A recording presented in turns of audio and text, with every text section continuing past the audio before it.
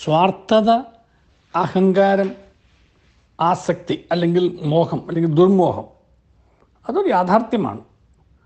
അത് പ്രപഞ്ചത്തിലെ യാഥാർത്ഥ്യമാണെന്നും അത് നമ്മിൽ ഓരോരുത്തരിലും ഉണ്ട് എന്നും അതിനെ നമ്മൾ മറികടക്കേണ്ടിയിരിക്കുന്നുവെന്നും അതിനെ മറികടക്കുമ്പോഴാണ് നമ്മൾ ജീവിതത്തിൽ വിജയിക്കുക എന്നും ആ വിജയമാണ് ദൈവം നമ്മിൽ നിന്ന് ആഗ്രഹിക്കുന്നതെന്നും നമ്മൾ തിരിച്ചറിയണം.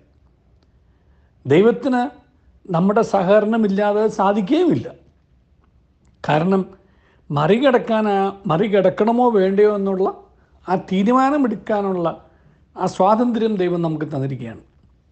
അവയെ മറികടക്കാനായിട്ട് ത്രിഗുണങ്ങളും നമുക്ക് തന്നിട്ടുണ്ട്.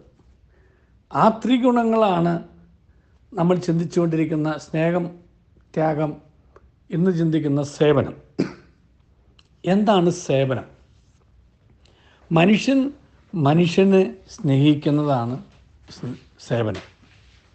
മനുഷ്യനെ സ്നേഹിക്കുമ്പോൾ മറ്റൊരു മനുഷ്യൻ്റെ, മറ്റ് മനുഷ്യരുടെ, നമ്മുടെ പൊതുസമൂഹത്തിൻ്റെ, നമ്മുടെ ചുറ്റുപാടുമുള്ളവയുടെ, നമുക്ക് സ്വന്തമല്ലാത്തവയുടെ എല്ലാം നന്മ ആഗ്രഹിക്കും. എന്ന് മാത്രവുമല്ല, ആ നന്മയ്ക്ക് വേണ്ടി തന്നെ വിനിയോഗിക്കുകയും ചെയ്യും. അങ്ങനെ അവനവനെ അവരൻ്റെ നന്മയ്ക്കായിട്ട് ഉപയോഗിക്കുന്നതാണ് യഥാർത്ഥത്തിൽ സേവനം എന്ന് പറയുന്നത്. ആ സേവനം നമുക്ക് പലരും ചെയ്തതുകൊണ്ടാണ് നാം ഇന്ന് ആയിരിക്കുന്ന അവസ്ഥയിലായിരിക്കുന്നത്. നമുക്ക് ആരോടൊരു കടപ്പാടില്ല എന്ന് പലരും പറഞ്ഞ് കേൾക്കാറുണ്ട്. അത് തെറ്റാണ്.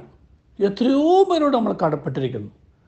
നമ്മുടെ ഗുരുക്കന്മാരോട്, നമ്മുടെ മാതാപിതാക്കന്മാരോട്, ഗുരുക്കന്മാരോട്, സഹോദരങ്ങളോട്, കുടുംബാംഗങ്ങളോട്, അയൽക്കാരോട്, സുഹൃത്തുക്കളോട്, ചുറ്റുപാടുമുള്ളവയോട്, നമ്മെ ഭരിക്കുന്നവരോട്, അങ്ങനെ എന്ന് വേണ്ട ഏതെങ്കിലുമൊക്കെ തരത്തിൽ നമ്മെ അവർ സേവിച്ചിട്ടുണ്ട്. ആ സേവനത്തിൻ്റെ ഫലമായിട്ടാണ് നാം ഇന്നായിരിക്കുന്നത്. പക്ഷെ നമുക്ക് ഒരു ഉത്തരവാദിത്വമുണ്ട്. We have to pay back. കാരണം നാം സ്വീകരിച്ച സേവനം ഒരു കടപ്പാടായിട്ട് അവശേഷിക്കും. അത് കടപ്പാടാണ് എന്നുണ്ടെങ്കിൽ, അത് കടമാണ് എന്നുണ്ടെങ്കിൽ കടം നമ്മൾ തിരിച്ചു വീട്ടണം. ആ തിരിച്ചു വീട്ടുക എന്നുള്ളതാണ് പേയിങ് ബാക്ക് എന്ന് പറയുന്നത്, തിരിച്ചു കൊടുക്കുക. ആ തിരിച്ചു കൊടുക്കലാണ് സമൂഹത്തിൻ്റെ നിർമ്മിതിക്ക് വേണ്ടി, സമൂഹത്തിൻ്റെ നന്മയ്ക്ക് വേണ്ടി, മറ്റുള്ളവരുടെ ആ ഉയർച്ചയ്ക്കും വളർച്ചയ്ക്കും വേണ്ടി നമ്മെ തന്നെ കരുവാക്കുക, അർപ്പിക്കുക, ഉപകരണമാക്കുക എന്നൊക്കെ പറയുന്നു. നാം നമ്മെ തന്നെ ഇപ്രകാരം മറ്റുള്ളവരുടെ നന്മയ്ക്കായിട്ട്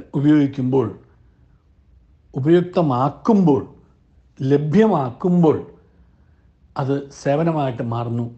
അതൊരു തിരിച്ചു കൊടുക്കലാണ്.